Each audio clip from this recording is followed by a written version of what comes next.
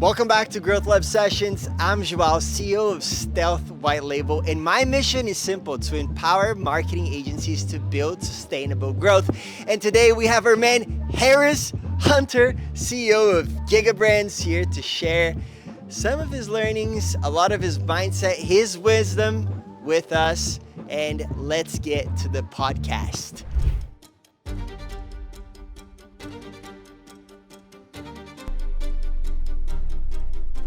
Today we're here in his awesome penthouse.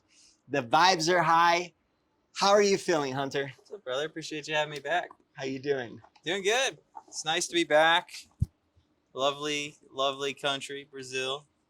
And it's been about a month, just really, really dialing in Yeah, the highest levels. for sure. And so something that I want to bring to the community, which is your greatest power that I've seen so far. I mean, you have your scaling, your like systems power, but in the last 6 months, you definitely flipped a switch. I'd say in the last like 4 months, 5 months, you flipped the switch to where you 3x'd the revenue of your marketing agency. Like, tell us a little bit of that process. Let's get into that, because that's something so beautiful that I've seen in the last 5 months of being your friend. Thanks, man. Yeah, I feel for me, there's a lot of micro switches that happen throughout the journey as I've scaled. I feel like one of the biggest levers is just being surrounded by the right type of energy and making sure that you absorb the things that you want to absorb, and then you armor your mind against the things that you don't. I think both are very equally as important. And over the past, I mean, really the scale started progressively. It's been getting very aggressive the last 2 months. But it's really a culmination of years of work, years of ideology, years of reading, positioning, understanding. I felt very strongly that the market was going to go the way it's gone. I felt that AI was the future, but not just AI, being able to properly position your systems in a scalable way that you can use in order to bring people into the team and be able to essentially turn them into a very experienced operator very quickly. Yeah. So really what I had been doing almost all of last year was laying the railroad, and just I felt that AI was going to get to the where it is today in terms of delivering very real, very realistic videos and very realistic tools that can assist us in marketing. So what I have been doing over the past about a year is just laying the framework of how logically can we position this marketing in order to increase click-through, increase conversion, and be able to dominate the market at scale. And it's really come together. And with the advancement over the past few months of AI, it's been printing our clients money. Yeah. It's absurd. So let's, it's been printing your clients' money. Now, for people who don't know, what does GigaBrands do? Who do they serve? Tell us a little bit more about your services. Yeah, so right now I scale Amazon brands and Amazon. We manage around 40 brands. We deal with some of the largest brands in the world, 50, 100 million a year. From that, I've developed a ton of proprietary software system structure and really boiled down finance, the financial models behind PPC, behind inventory, behind structuring, behind, things that typically a CFO would be doing. And I've distilled that algorithmically into ways that we can attach to brands at 100. Ideally, I try to take on brands around 300 to 500. Yeah. And then we scale them to $1 million a month. Yet I will, on occasion, take on brands that are smaller, maybe 100, if I feel that they're very scalable and they have the right operator. Okay. Now, you've been evolving as a business owner, right? And something that I feel like a lot of people at home starting their journey as an agency owner need to understand is that in order to have a growth like Hunter just 3x his agency, it wasn't from the night to day that he was able to do that. It was an evolution of himself a recreation of him as an entrepreneur, doing many layers on top of that in his mindset, in his skills, in his business skills, his like technical skills. But I feel like, my read of you, Hunter, is that in the last 5 months, you flipped a switch mentally. And and this has been the period that I've seen you grow the most. Now, what you're saying is that you have been laying foundations and you've been planning, and now it's the right time.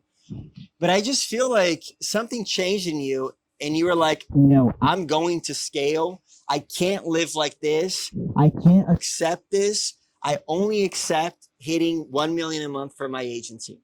Yeah, I think it's a cultivation of different elements as I've scaled. I do believe that I've taken the aggression to a much higher level. But when we really do peel back the level of me as an entrepreneur and how I've positioned myself over the years, even 3 years ago, I got a penthouse in Colombia. I got a cook, MMA trainer. I build these camps where I work 17, 18 hours a day, ideally, where I literally wake up, open up Slack, and then I keep going until I sleep.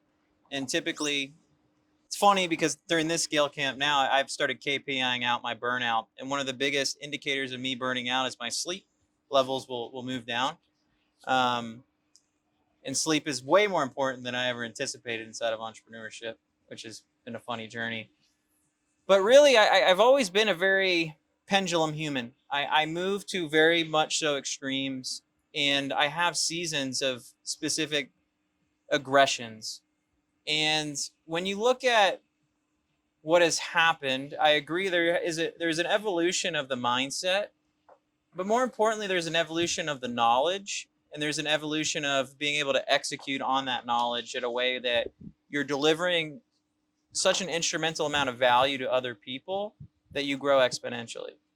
And even though I've had these periods of growth in the past, um, I have never been in an environment where every one of my friends and people that I surround myself with are doing such larger amounts of volume, 500,000 a month, 1 million a month, 2 million a month.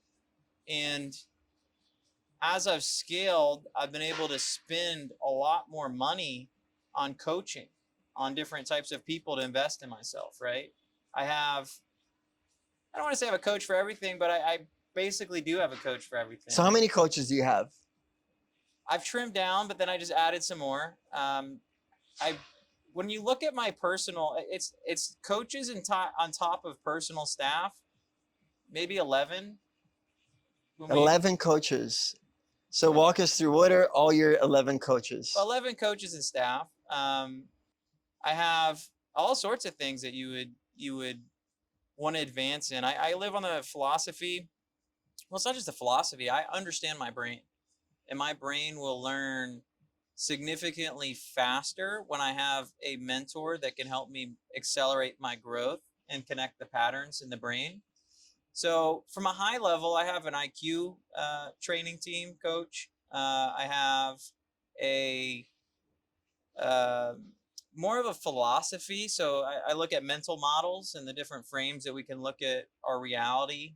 I have a therapist. I have a personal trainer who goes to the gym with me that coaches me on that part. I have a nutritionist that coaches me on the nutrition. I have a bodybuilding coach that kind of ties all that together. I have coaches in language, of course. I'm learning Portuguese, so I'm dialing in Portuguese. I have different levels of spirituality that I do coaching in, Bible, different realms of that type of growth. I have amazing, amazing mentors. I actually have maybe 4 mentors. One main mentor who's just an extremely abundant and beautiful human. And then I have other mentors in different aspects. And I lean on them for specific types of information. When I analyze who is the man that I want to become, I discern through the people around me the specific elements that I want to absorb, and I get exposure to them.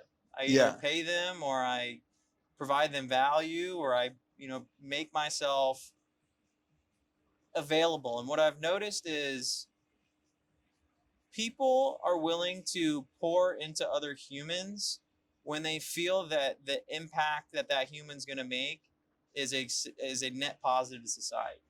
Okay. So for me, I'm very clear about my mission statement.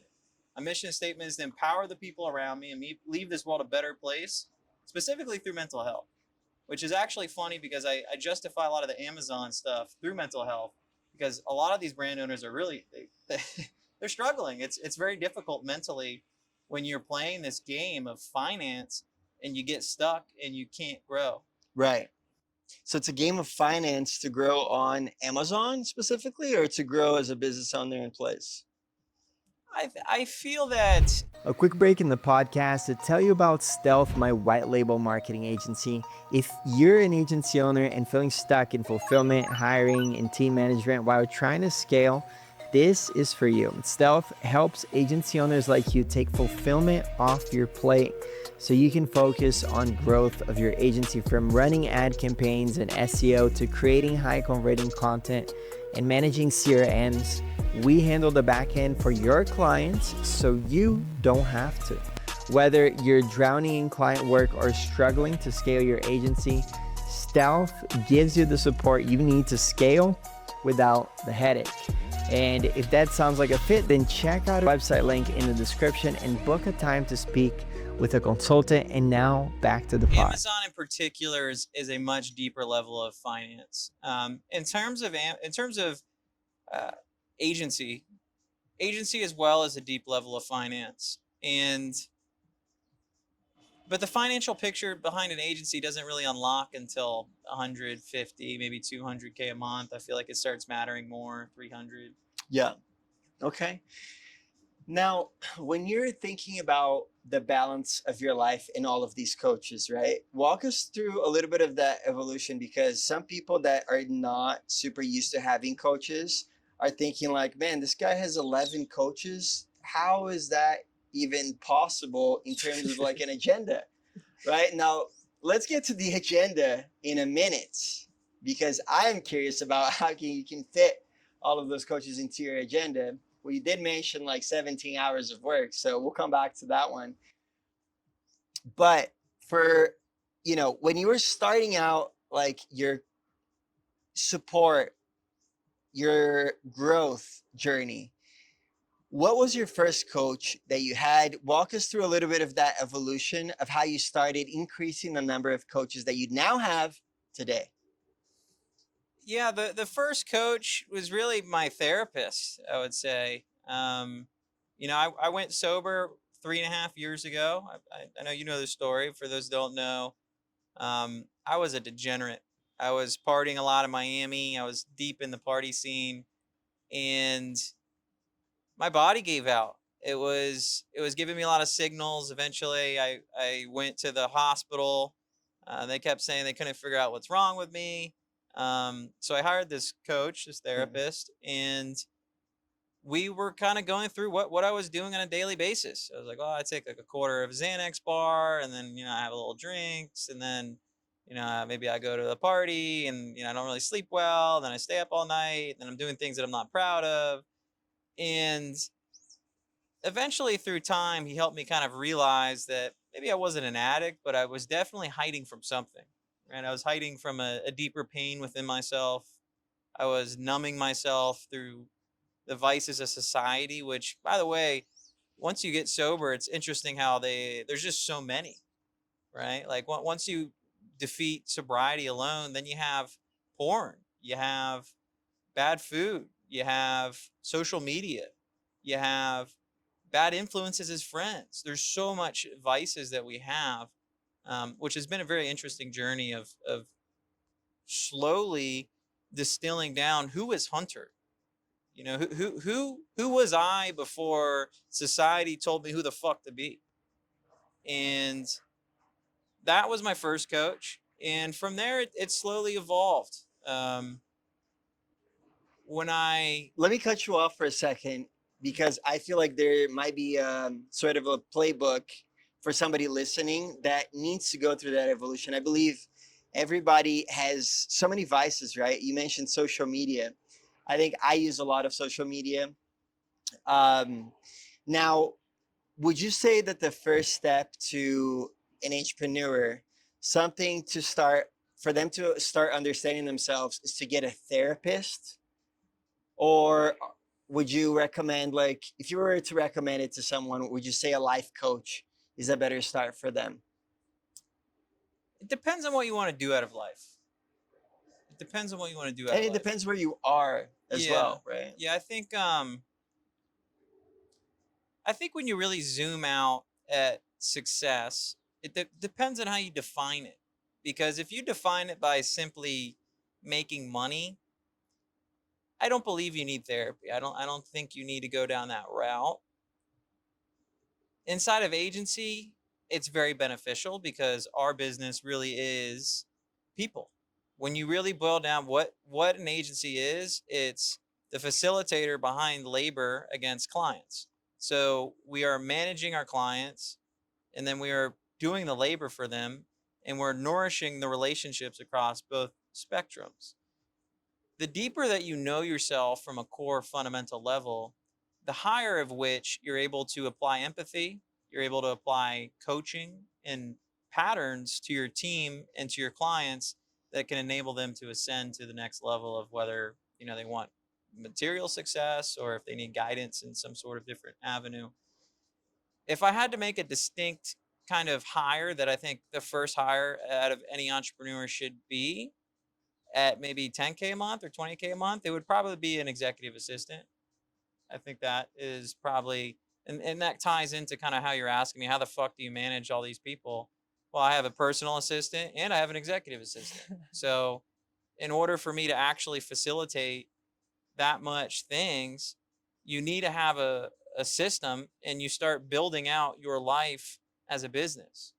When I look at Hunter, I have a full P&L for myself. So I have financial forecasts for Hunter. I have myself planned out from what trips I'm going to be doing for the next 12 months. I have what friends are visiting. I have the 12 pillars of my life that I want to grow in. I have my vision planned out. I'm very meticulous in terms of why I'm here and why I'm building. And I believe that is what really enables. I don't know if that's going to be what's enabling that core. I refuse to live another fucking day on this planet where I'm not at 100% of my potential. Woo! Like I I love that. fucking I refuse to wake up and look in the mirror and see someone that could have done better, Woo! right? And Keep coming. Keep giving it to me. well, it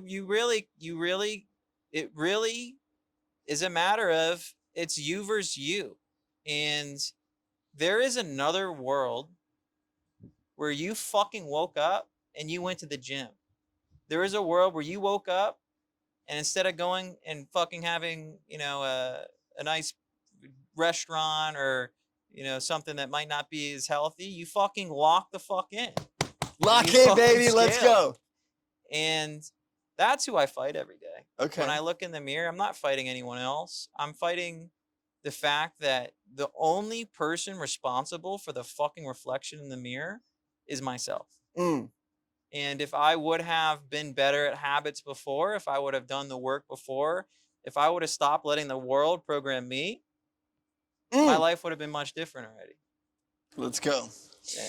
Now, you're so locked into, you know, this sort of rhetoric that you're telling yourself, this sort of narrative that you're telling yourself. How do you construct that? Because I know that you recite things for you every day, right? For yourself. Walk us through that aspect of your life. Yeah, I wake up, I have 10 core pillars of what Hunter is. So to go back on kind of that previous statement is I decided I'm going to program me on who I want to be. And I do I've done a lot of meditation in my life. And my premise of that is really being able to identify and remove agreements that society has given me or other people have given me and boil down who is Hunter? What does Hunter want? Fuck society. Fuck her. I mean, I love my parents, but like, fuck their opinion. Fuck everyone else's opinion. The only thing that matters in my book is how aligned do I feel and what level of fulfillment am I getting from what I do every day. Who is Hunter? What the fuck does Hunter want? Fuck everyone else. And what do you want to be doing every day that brings you fulfillment? Which is ironic because when I say fuck everyone else, what brings me the deepest levels of fulfillment on every level is service. But fuck everyone else's opinion of you. Yes. That's where you good need to clarification. highlight everyone else's opinion of you. because you want to be doing what you want to be doing. And I mean, You're living well. You're traveling the world. You've been traveling the world. Do you feel like do you feel like you're closer to the path now than where you were in other times of your life where you were still living in a penthouse, you were still traveling the world, you were still getting fulfilled in different ways, right? How is now the Hunter now different than the Hunter in another penthouse in another country in another year? It's a good question. I feel that the Hunter now doesn't just feel, Hunter knows that I'm moving into exponential growth. Yeah. I'm moving into real impact. Yeah. It's not just like, hey, I want to scale and make a few $100K a month. This is, we're moving into being able to really impact not just a small amount of people, but impact communities, be able to impact learning, be able to impact countries. And yeah, it feels really good. I feel very deeply aligned. I wake up every day. I have deep levels of fulfillment, deep levels of purpose. And I look forward to the fact that I'm able to impact the lives of my team, the lives of my clients, the lives of the people around me. And So hold on. You've been screaming out of the top of your lungs, million a month. million a month, and you've been screaming scale. Okay. Now, here's something super interesting about scale that I understood now that you've been screaming at the top of your lungs. 1 million a month means scale, right? However, scale also means impact. You're not only worried about 1 million a month for yourself, you're also worried about scale to other people's businesses, to society, to having more of an impact in the world, right? So my question to you is like, is that what you also mean by scale? Not only scale revenue of your agency, but also scale of like the place that you have in history, the place that you have in society. When I go deep into my purpose and I go deep into asking myself questions, typically you ask yourself a question and then you go one layer deeper and you go one layer deeper and you go one layer deeper. And when I go to the very depths of why I do things, typically the word legacy is there. yeah. And ultimately, I do this for my future wife. I do this for my future kids. I do this for the impact that I'm going to be able to make in terms of humanity. And I do this for myself. Right. I do this because I like living around the world.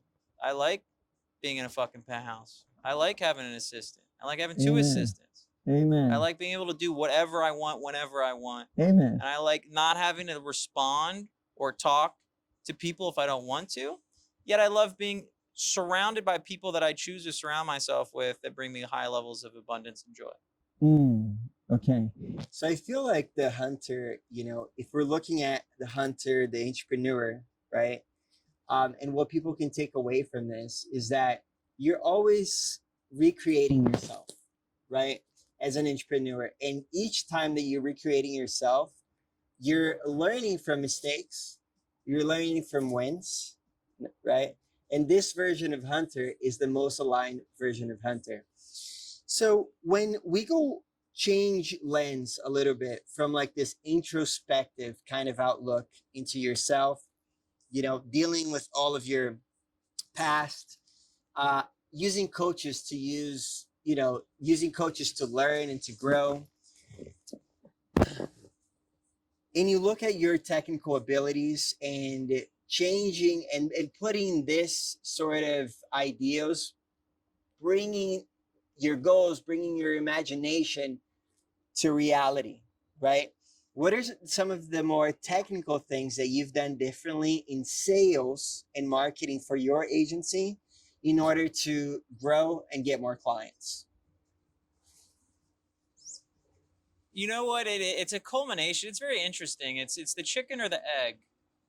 The chicken or the egg, right? And the biggest lever really has been the fact that I know that I am one of the greatest Amazon players in the world. Period. Oh, Period. bam, drop the mic. And when you have that level of confidence in yourself, it radiates.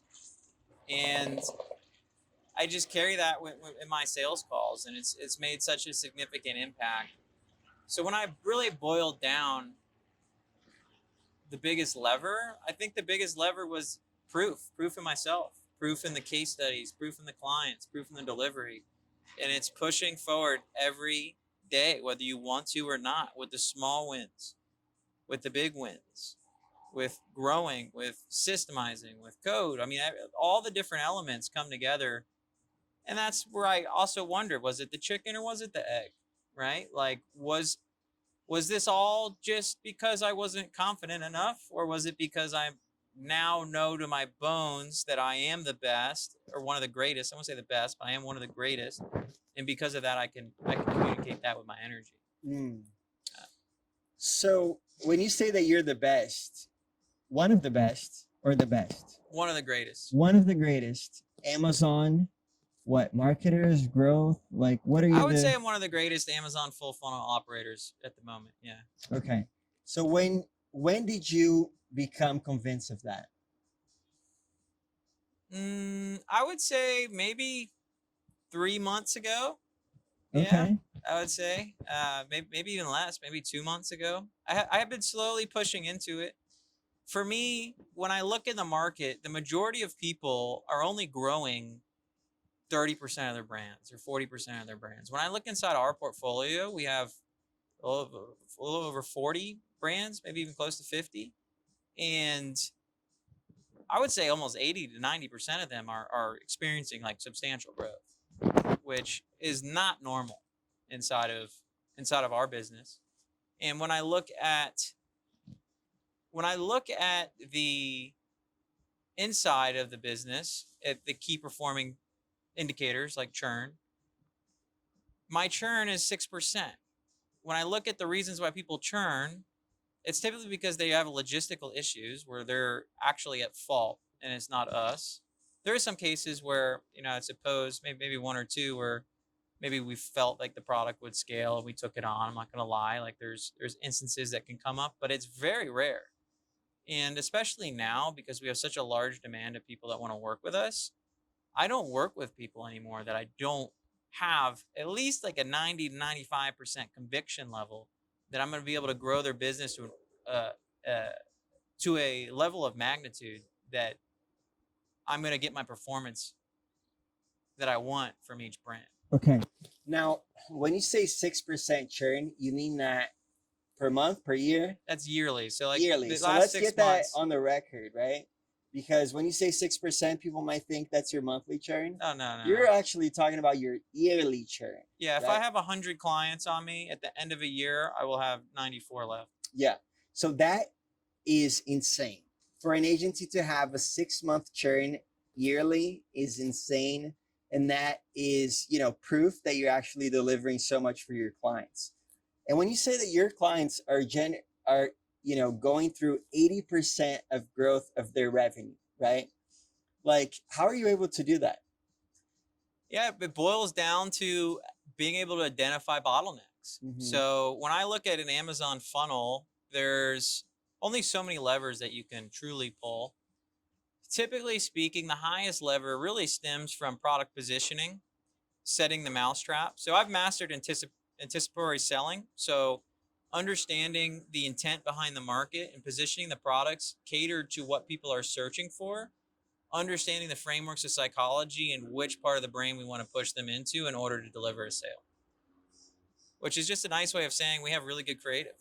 Okay. And when you put really good creative in conjunction to mastering SEO, mastering PPC, and fully understanding Amazon's algorithm from a root level. I mean, we've studied the patents. I've studied hundreds of launches, thousands of launches, right? I've studied tens of thousands of listings and patterns and 180 million in sales, and just understanding what is working. I think one big thing to really understand as well is 180 million in sales in the last maybe 2 years, maybe realistically, right? So when you look at Amazon as a fundamental, as a root market, it's shifted significantly in the last few years. And the way even the ranking algorithm works and the finances behind it are very, very different.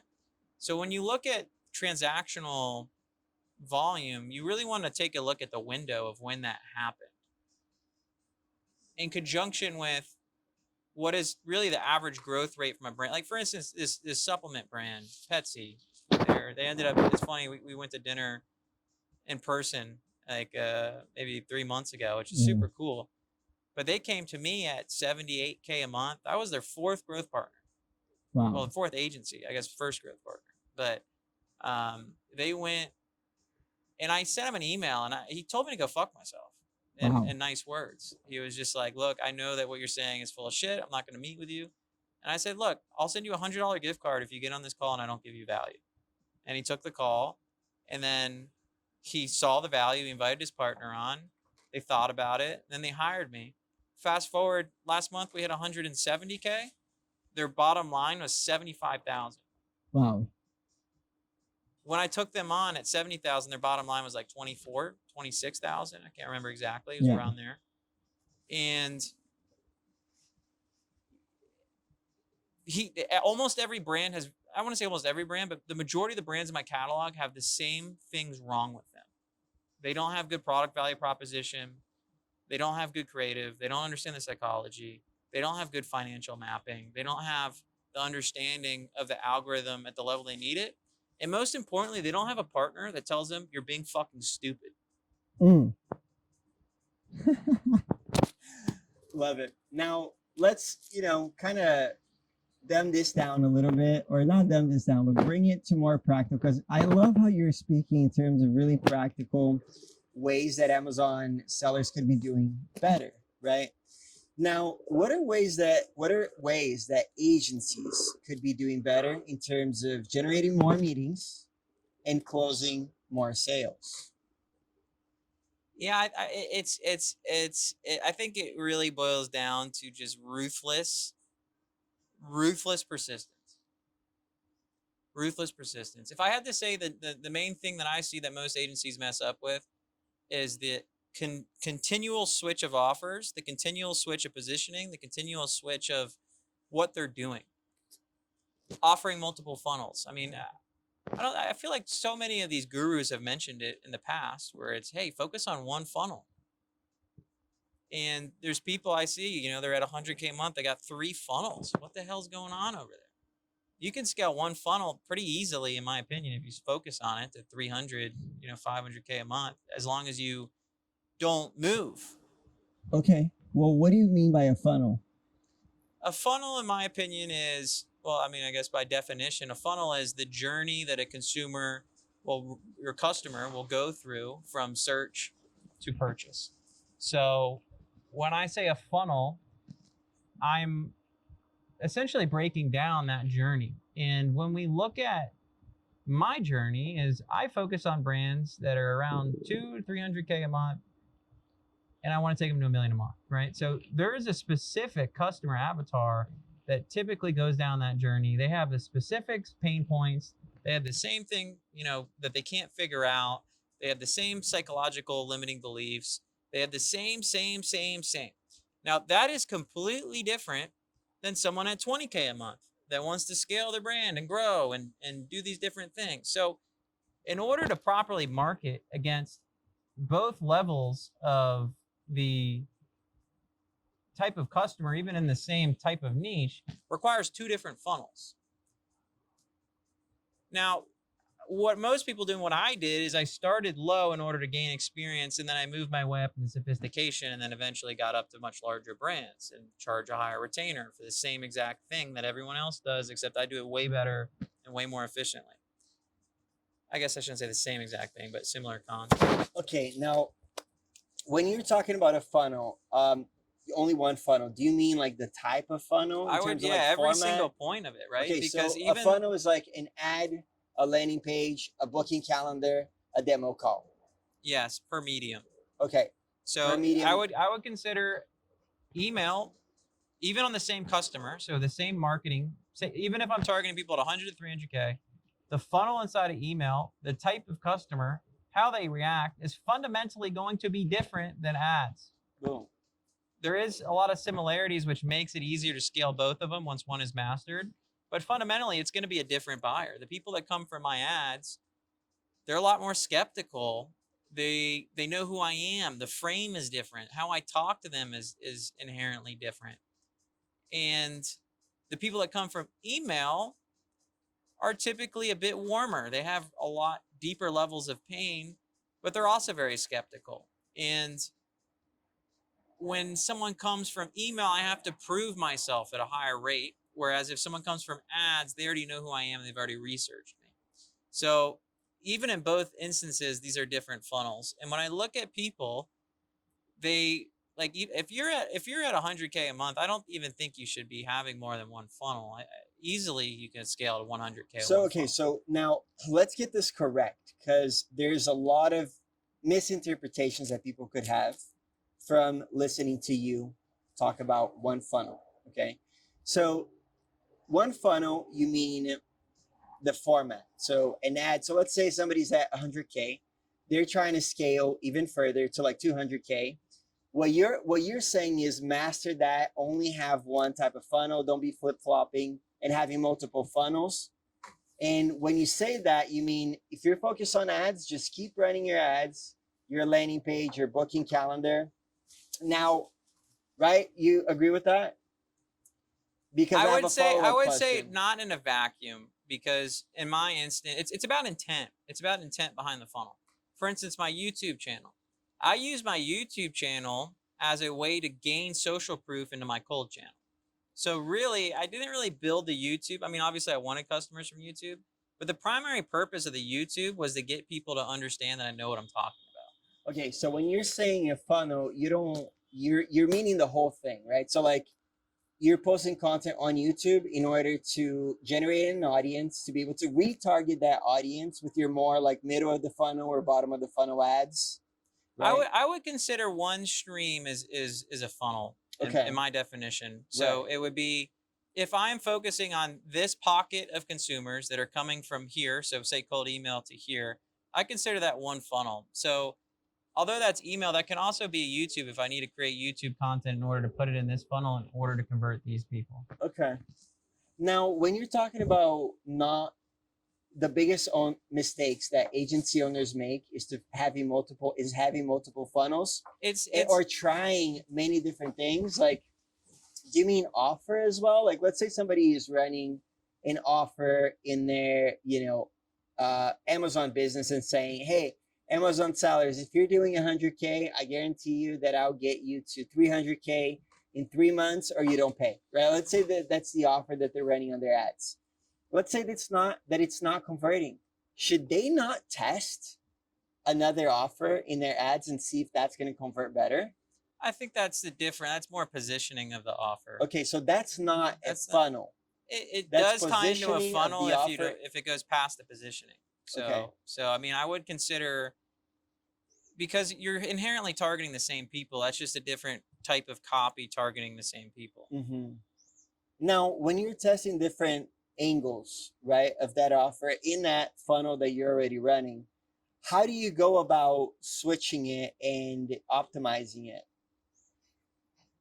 I'm very meticulous on data. So everything is tracked. I look at the main KPIs from each funnel, from what my cost per sales qualified lead is, my cost per market qualified lead. I look at, what is performing well. And then I also look at what's my conversion rate on those, what's my average deal closed, and attaching the entire marketing funnel into the sales funnel to understand what my true metrics are. Same thing on email. It's meticulous split testing.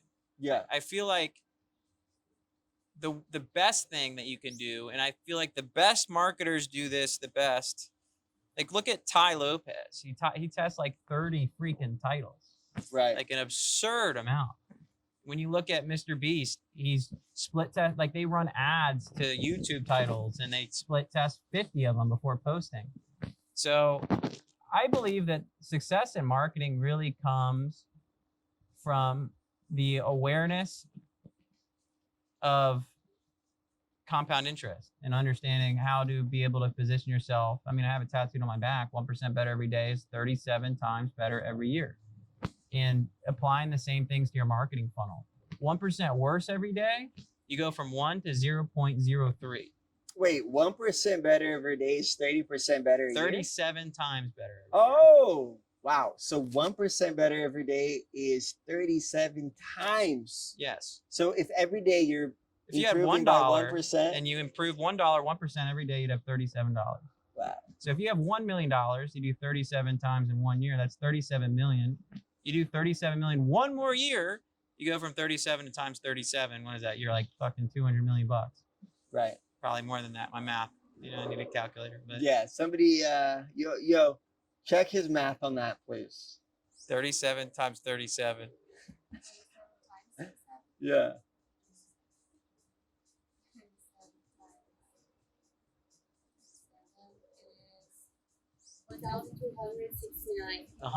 That's $1 billion. That's huh? a billion. Yeah. That's a billion. 1% better on 37 million is a billion. So Let's get to a billion. It's really the power. I mean, Let's get to a billion a month. I think we could do $1 billion a month. Let's do it. It would just matter. I don't think that it's not possible. It boils back down to, I mean, in terms of service business, yeah, but in terms of selling on Amazon, we could definitely do $1 billion a month. Actually, my goal next year, by close of the year, is to have 5,000 brands, and I want to be doing $5 billion a year in terms of sales. Let's go. 5 billion a year in sales is what Hunter's going to be doing for 2026. 2026. And we're going to have him on the podcast to show his numbers. So you guys keep watching. As long as I don't go outside. Oh yeah, by the way, he's not going outside for the next 3 months because he's so keen on scaling to 1 million a month by the end of 2025. Isn't that right, Hunter? I'll go outside the end of December. I mean, there's occasion. So when I say going outside to me constitutes like a vacation, or it constitutes something that is more pleasurable in terms of like a planned vacation. When I look at scalability, there is elements to it where I need to go to the beach and I need to get in the water and I need to ground and I need to meditate and I need to do these things that are required from my mental health and my ability to transmute my energy into what I need in order to accomplish my goal. Right. So there are instances where I do go outside while I'm scaling, but I do those with deep levels of intention. It's like I understand that I am at my breaking point at this point, and if I don't do this, my scale will be jeopardized. So, we've talked a lot about scale in the business perspective, in the personal perspective. What about women? You're single now. Yeah. You've been single for 4 months, 5 months? A little longer. I think February. Yeah, she so you've been took single my heart, for ripped 8 it out, and months. fucking ate it like a vampire. Show's crazy. Now, how has it been? How's single life? Single life it's been interesting because obviously I have been in a very committed relationship for a year and a half, and living in Brazil, I hadn't been speaking to many people in English. It was, I mean, obviously my business, but day to day, I was living a life. I'm similar to what I'm doing now, where I have personal assistant, executive assistant, chef, like everything's kind of Yeah. set up. So when I broke up, it was interesting because we were in Africa, and we were in South Africa. I was in a beautiful villa, and I never really went home to my house. Like we had some people move my stuff from Joao Pessoa back to Sao Paulo. I sent some to your place. That's and it was weird because I went from that to moving back to America. And for me, I believe sexual energy is very sacred and it's very important in terms of being able to utilize it. I would cast myself inside the stance that I don't believe casual sex is the most, I think it's a very net negative to society, net negative to humans. Yet I'm a human being and I stumble and I fall into casual sex, but it pisses me off, to be honest. And it makes me feel very hypocritical because it's not in alignment with who I am or what I stand for. But I don't beat myself over it because I recognize I am a human. He without sin cast the first stone. Okay. Now let me ask something to the camera right there. How are the ladies, Hunter? Do you have a special one? I don't have a special one here. In fact, I've almost, it's interesting because this is actually a pretty common discussion with my coaches, with my therapists, and it's a gauge of Hunter, my intentions are to build a family, right? I want to build a beautiful family. I want to have kids. I want to support my kids. I want to have a wife that is treated very well. I want to give her the world and absorb her into what I've created. Yet I don't go and talk to girls, right? Like I'm just so deeply focused on what my mission is at hand. And I think what it really stems down to is a combination of deep levels of surrender on my part, where I believe that God is going to give me my partner when I am ready to receive her. And I don't feel ready to receive her at the moment. So do you have it very well defined on what your right partner is? I have lists of what I feel like my right partner is, and I historically have done that in the past. Like my previous partner, I was like, I want a girl that looks like this. I want her to be from a small town. I want her to look like this and sound like this. And the reality was that once I had that, it wasn't what I wanted. It was what I thought I wanted. And as I've gotten into this phase of my manifestation, I don't feel confident enough in my own understanding of what I want to be able to articulate and call into what is going to properly complete me at this point in my life. And I feel as if I need to do another maybe 3 months, 6 months of deep inner work and deep continuation of, what I need to accomplish internally in order to unlock that. Okay. But the girls here are beautiful. Like, it's not like they're not around. I see them. I do talk to girls, and it's like, but it's not like that.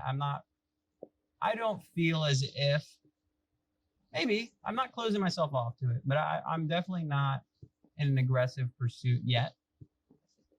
But I have been thinking about scaling Hunter's dating office. So now that we have drinks in our hands, right, that kindles a little bit of that spirit of having a drink in your hand, partying, right?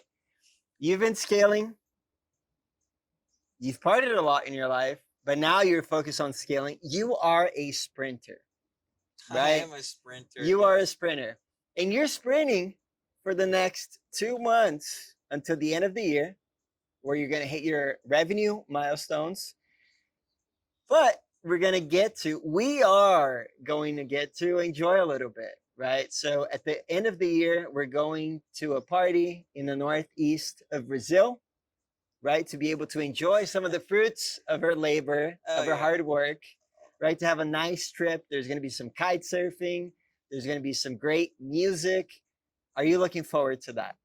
I am, and it's funny is your assistant was like, she's like, Joel's going kite surfing in the north. I was like, damn, he didn't invite me, and then I just realized that that's the trip we're going on together. Exactly. We're gonna mix in a little bit of sports. We're gonna mix in a little bit of partying, right? Um, but are you excited to go out, right? Like, I mean, like, and to go party because we have experienced Burning Man together, right? We hung out at Burning Man. We had a good time at Burning Man, listened to amazing music.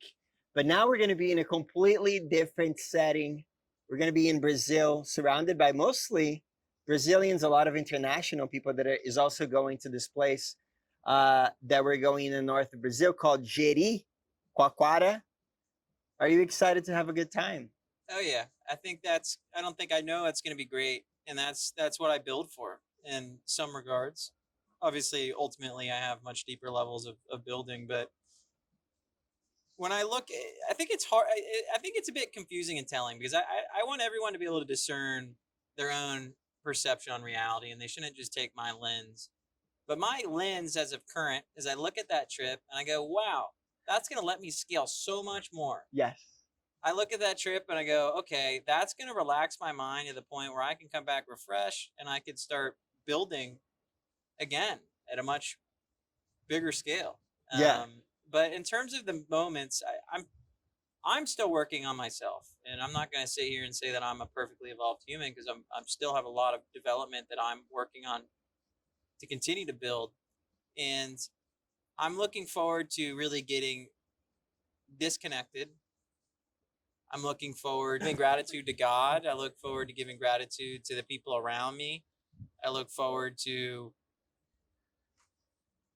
praying for continual growth. I look forward to I just I look forward to You look forward to live, baby. yeah, I look forward to having it's such a beautiful life, and we're in control of that in many regards. You know, It's God you pushes versus us you. some, but you know, I do feel that I feel that people are able to accomplish so much more than that they think. Wow. People are able to accomplish more, so much more. People are able to accomplish so much more than they think. And that's, one more wisdom that you're sharing with me. I'm staying in your penthouse for this week for a few days. Super thankful to be in like closer proximity to you. Yesterday, when I got in, we already, spoke a little bit about different stages that we're going through, right? Like you're so hard on scaling revenue right now. I feel like I've been there before, but now I'm prioritizing a little bit more of lifestyle, right?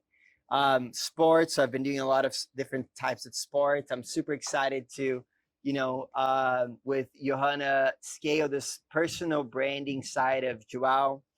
And I was asking you, like, man, I feel like I should get back that fire of scaling revenue where you are right now. And you told me something super interesting, right? You're like, it's all about seasons of life. Sometimes you're in more of a scale mode, sometimes you're more of a lifestyle mode. And so that's a lesson that I feel like people can take away as well and think like, man, I can switch the seasons of life that I'm in.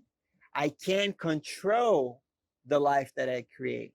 I can do so much more than I think is possible, right? So it's all about mindset. And I think that's something that watching you from the outside, I've been able to absorb so much from and to learn from that your mind is so powerful, that everybody's mind is so powerful.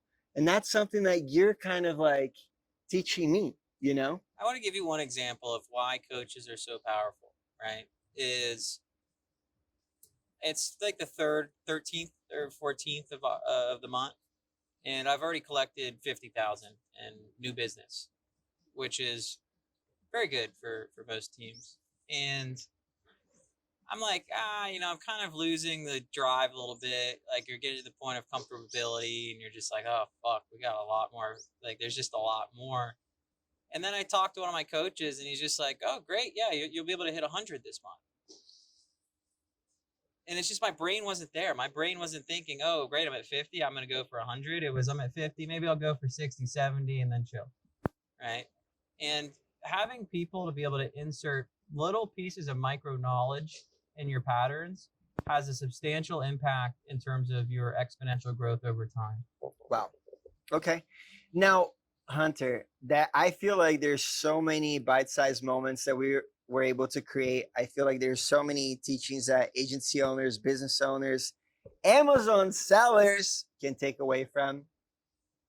What is one word, as we bring a wrap to this podcast, what is like an advice that you would give to an agency owner that's doing 10 to 30K a month and wants to get to 100 in the next 6 months?